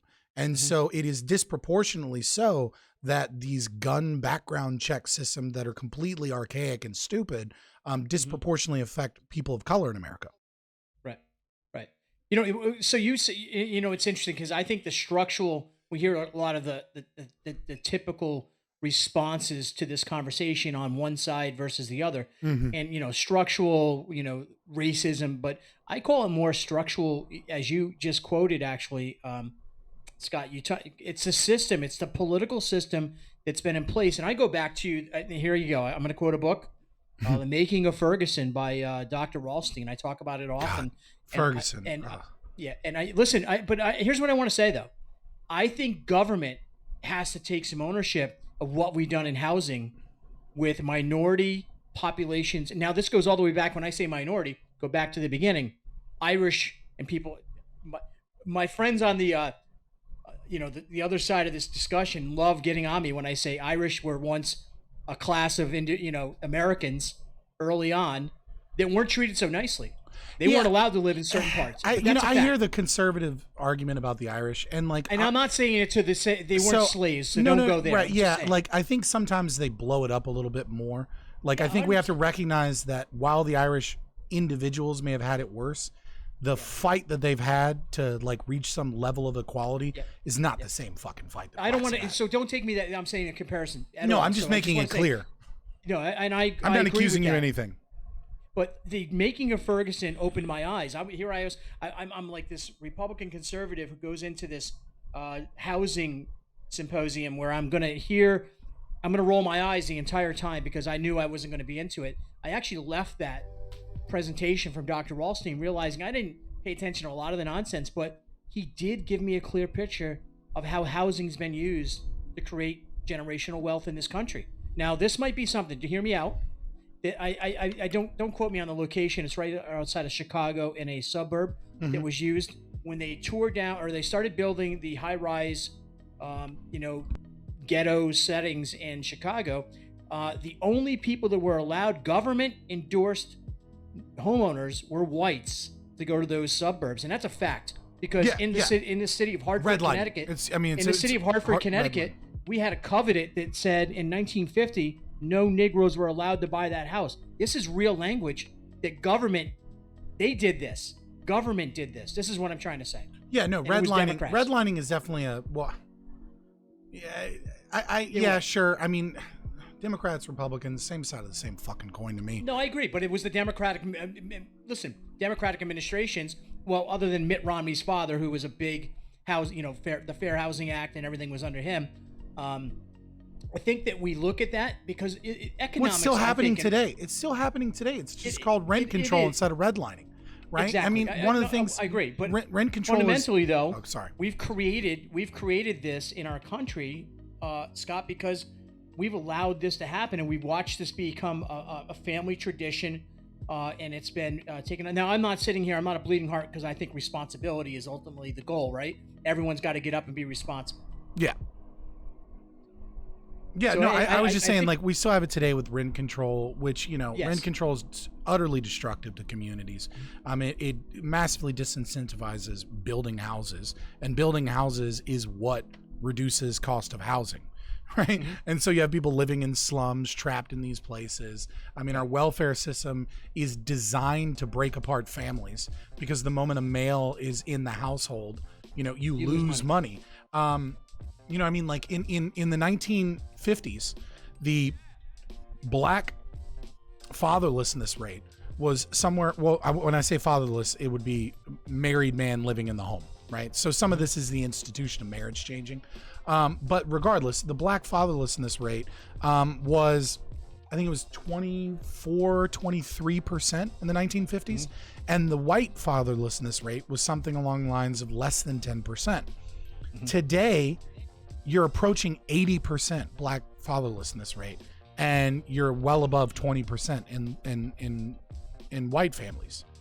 Obviously, it's less of an issue in Asians, and you can break it down by each demographic, but it seems to be these kind of tend to be and Hispanics are not quite as bad, but they sit in between. But again, like, this is a direct cause of I want to say direct cause. I don't want to say it's a causal, but certainly a large factor is the welfare system disincentivizing these things. Of course, the 1950s also didn't have birth control, right? So there's the fact that women having power over their own sexuality meant that they could, have free sex. The problem is that birth control says it's 99% effective, but in actuality, once you see it in the environment where people forget to take their pill and things like that, 1 year, it's actually only 88% effective.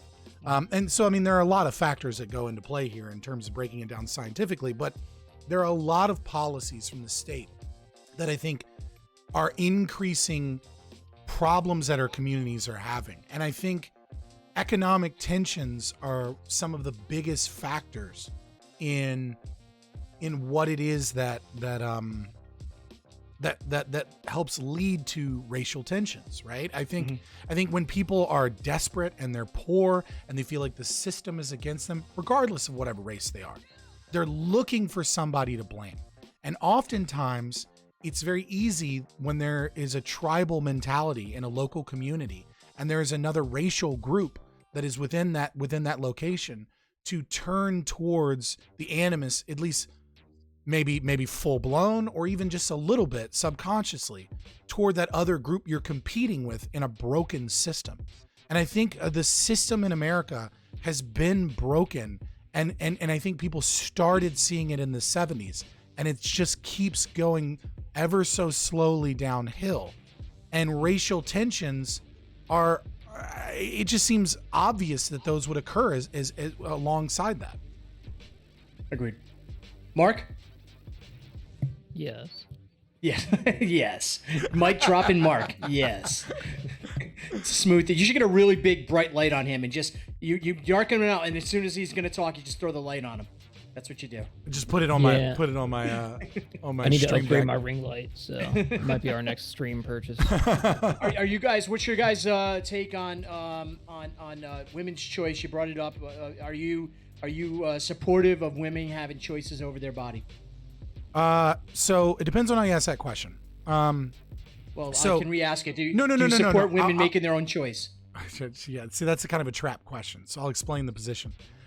So first and foremost, most ANCAPs and libertarians are what's known as an evictionists, which is that you have the right to evict the child from your body, but you do not have the right to kill the child once it's evicted.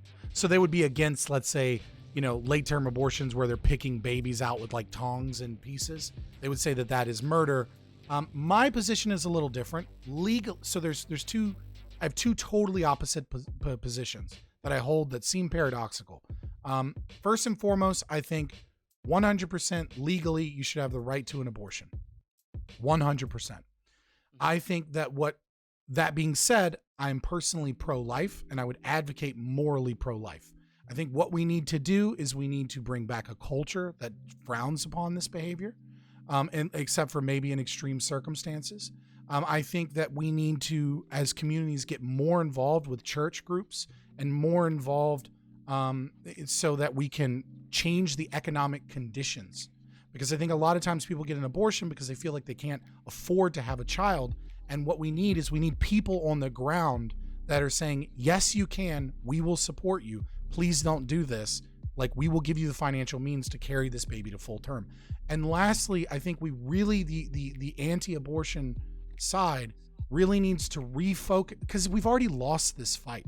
This fight is over. The state is not going to be able to meaningfully restrict abortion without a ton of fucking constitutional challenges and issues. It's codified in law. Right. What we need to do, and like people, they think like Amy Coney Barrett's going to stand with them. It's like, that female is stare decisis if there ever was one, right? Like, it's just not going to, she's going to let the decision stand. What we need to be doing is we need to be aggressively attacking the state's involvement in how expensive it is to adopt. Because a lot of people and a lot of families out there are infertile or are just not financially able to adopt.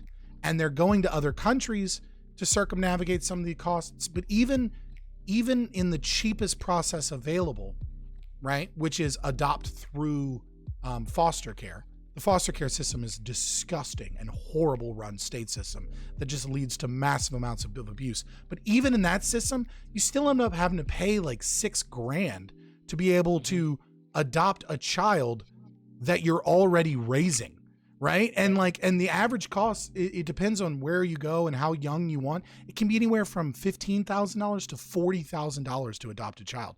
And a lot of this is because of government regulation. So if we want to stop abortions meaningfully, we need to get back to some of our moral beliefs.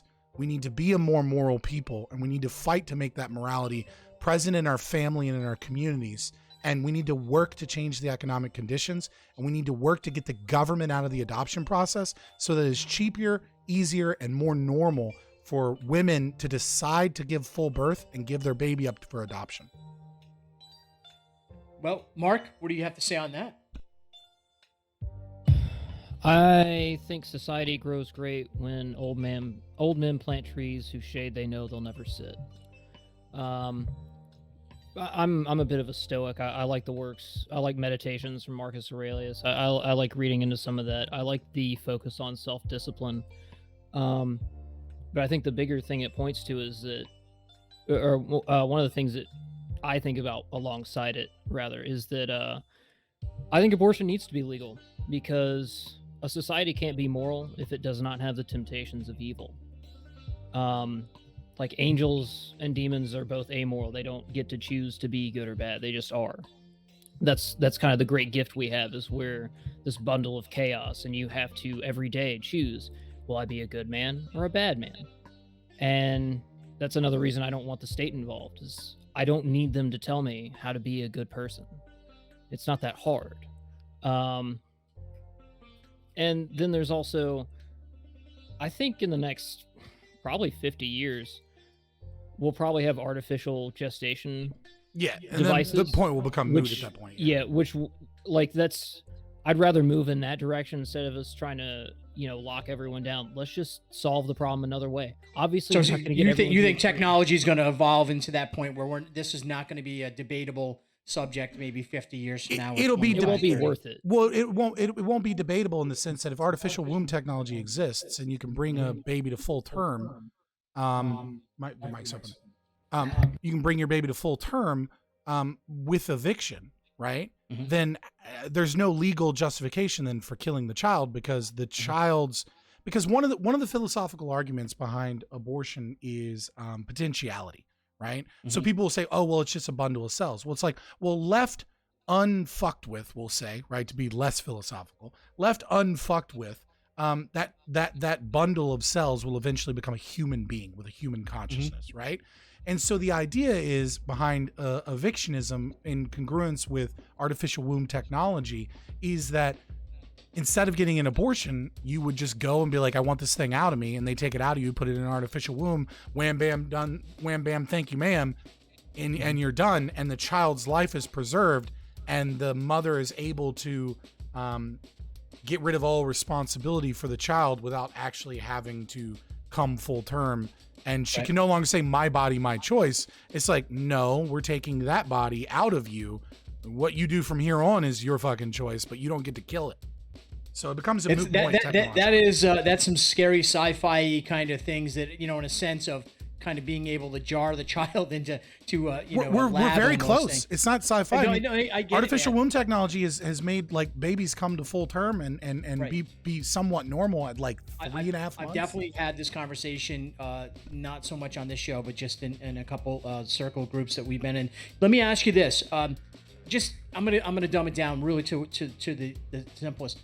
Because we talk so much about women's rights, and I have a daughter, and that's the typical excuse. And then the other crafty way that us conservative Republicans typically say, yes, I support women's rights because I support term limit rights. That's the typical shit we kind of spread.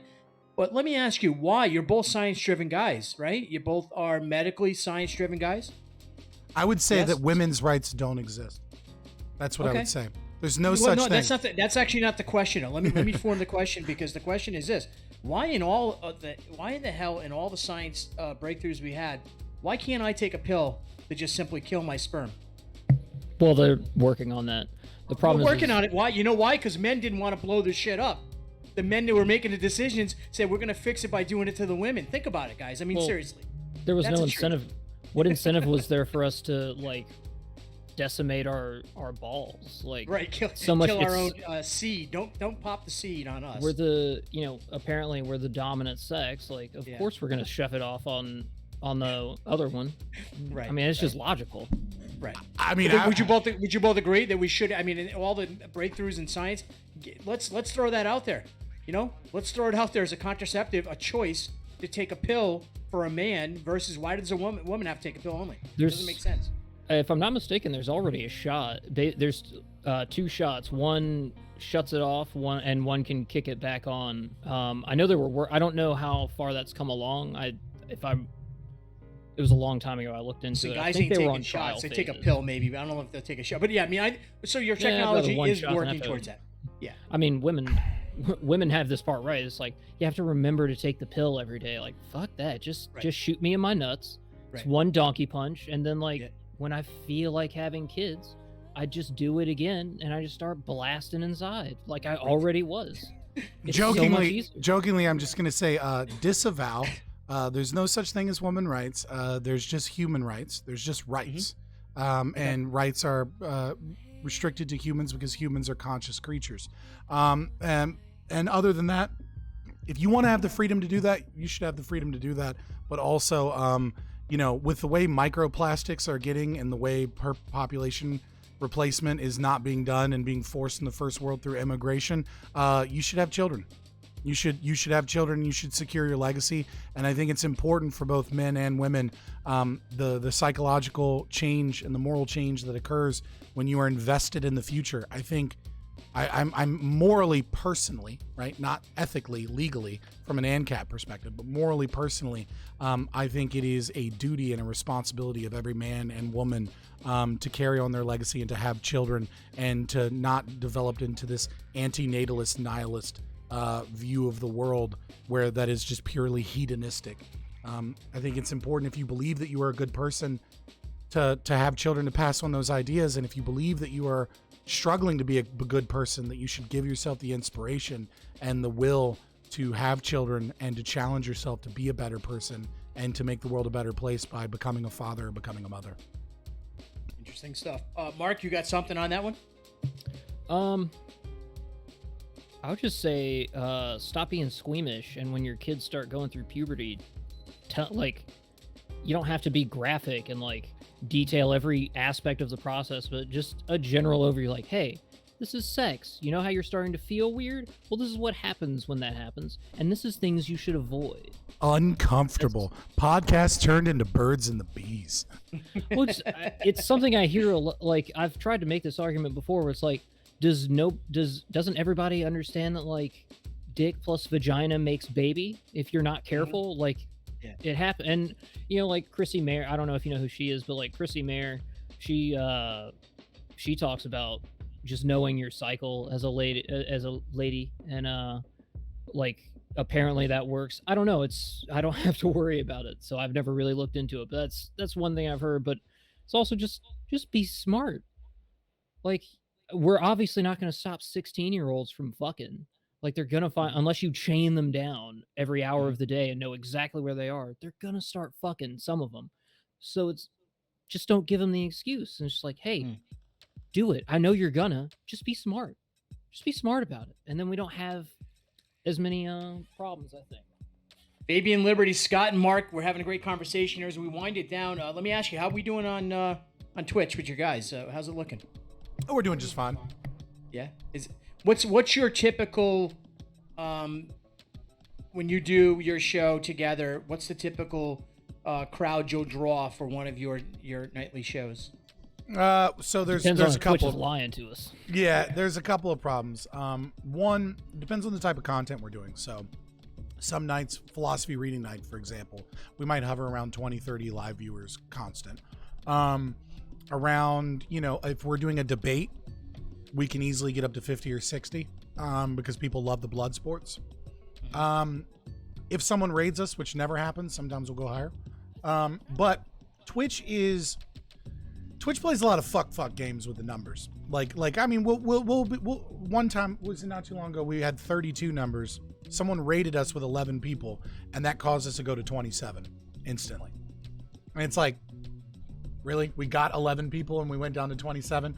And so, like, we can look at our chat size and see other lefties with like 100 viewers and like their chat is moving slower. There's a lot of that kind of crap that goes on in Twitch. Then you get like bombed by all these guys and whatever, and you got to kind of debate, not just do your show and debate and have those conversations. You got to be on the watch for these kind of characters. Oh, it's not about these kind of characters. I just mean like the algorithm is it plays some fuck games from Twitch's end. Really? That being said, also, to be fair, so like I am in, let's say, in a lot of spaces, I am myself, speaking for myself, I'm just as well known as people that average 100, 150, 200 viewers. Right. But because the market in Twitch is predominantly extremely left-wing, conservatives or right-wingers or kind of radicals of the right perspective, we have a harder time getting the same numbers, right? Gotcha. Because there's only so many people to watch us, really. Right. But we're fighting the good fight and bringing people from off platform and trying to be like, no, this is a fucking battleground that we don't want to give up. We want to bring right-wing people. We want to bring libertarians, and there are some of us here fighting the good fight. In terms of libertarians, there's not a lot. Most of them, I would say, we're probably the biggest libertarian channel, except for maybe like the Turk or something. People that don't always do political content. As far as politics goes, we're definitely the largest on Twitch. Yeah. But we're small. We're really small. But it's growing, and you're in a platform, a lane that I think is brilliant, because you're staying there, and like somebody like me, I'm trying to get network, not network, but to those levels of distribution. In fact, we just launched. Actually, I would love for you guys to check it out. The Patriot Podcast Network. Mm-hmm. It's on the Roku channel. You can go and check them out. TV, and I just launched. I do a Monday through Friday show, and I love before we, when we end this, I'll put you in the back room, but don't leave. Okay. Talk to you guys, share some information. I'd love to have you come on my Monday through Friday show. It's 10 a.m. to 12 p.m. I don't know if your schedules can commit to that, but we can talk about how we can do that. I think you're both really bright, very astute individuals. I appreciate the time we had to share tonight, and I'd love to do it again with you guys. We didn't agree on everything. We certainly didn't disagree to have a great conversation and mostly agree on, I think, most things. Yeah, and where can people find you again? So you can check us out, The Kevin Allen Show. So if they just check The Kevin ALAN Show, just check us out there, and that will bring up every platform we're on. Primarily, we are on the podcast, which is called the Patriot Podcast Network. Okay. You can also go over to Law Enforcement Today. I know you guys are big fans of those guys. Law Enforcement Today is one of the largest platforms. Of course, obviously. Yes, of course. You know what I like to call cops? It's a term I've invented, and it's going to piss off your audience. And it's okay. It's a term I invented. It pissed me off too, I stole it. I stole it from Dungeons and Dragons, to be honest. Okay. I call cops oath breakers because I think the left calls them like all cops are bastards or pig. It doesn't attack the sense of honor that police officers have, and it doesn't attack the actual problem. And the problem, so far as I see it, is that every police officer in America took an oath to uphold and defend the Constitution against all enemies, both foreign and domestic. And I would say that most police officers in the country have violated that oath by the regular department practices, and therefore they're an oath breaker. Institutionally, I probably could see that you have a point to be made as far as the fundamentals of operation, but I then take the position of defense to my brethren across the country, the men and women in blue. So listen, I appreciate both of you. Mark, thank you. I like how Mark just sits there. He says what he means. He doesn't go into something unless he's got a point. But I enjoyed this tonight, Scott. Both of you guys, Fabian, Liberty. Where can people find you? Are you on any other platforms, or do you only stay in the Twitch lane? Fabian Liberty is both on YouTube, which we don't really do much on. We did our first YouTube stream yesterday. Actually, it was a shit show. But Twitch, I'm banned for life, Scott.